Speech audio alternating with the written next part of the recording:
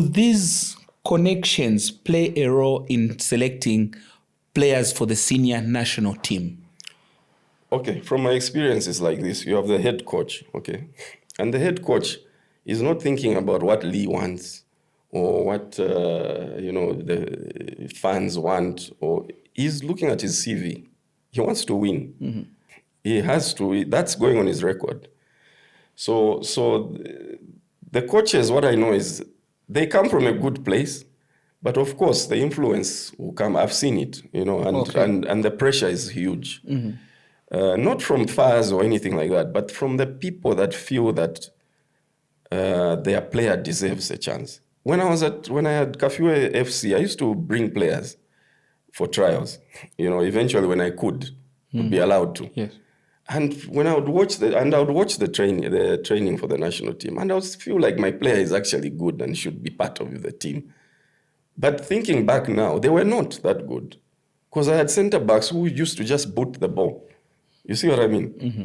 But at that time, I was thinking, China Mpamvu. You see how he's kicking his chapasa trials. The trials finished, he's dropped. You start wondering, what did he do wrong? I didn't understand that football needs to be played. You know what I mean? A center back has to be.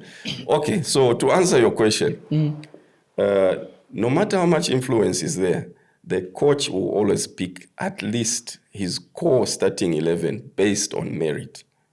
That's my experience. There will always be, you go for a tournament or a game, there's like 20 to 23 players. There might be one or two that some pressure came in through somewhere, and normally they're not that bad, the players that are influenced by other people. Mm-hmm. But you will not see them really play at the tournament. Okay. So at the end of the day, my point is it could be happening, and it's most likely happening. But have you heard of stories to the effect that some agents would influence a player on a coach because they want to be seen as a capped player at national level because it's easier to sell them or for them to break into... Eugene, that happens everywhere. So it happens? It happens everywhere. I don't think I don't have any proof of anything happening here or any agent that's doing it here in Zambia. But maybe because I've not bothered to investigate. But my point is, if you go to Nigeria, that's the story all the time. You go to anywhere, it's like that. Because at the end of the day, you're picking 21 players or 23 players out of thousands of players. So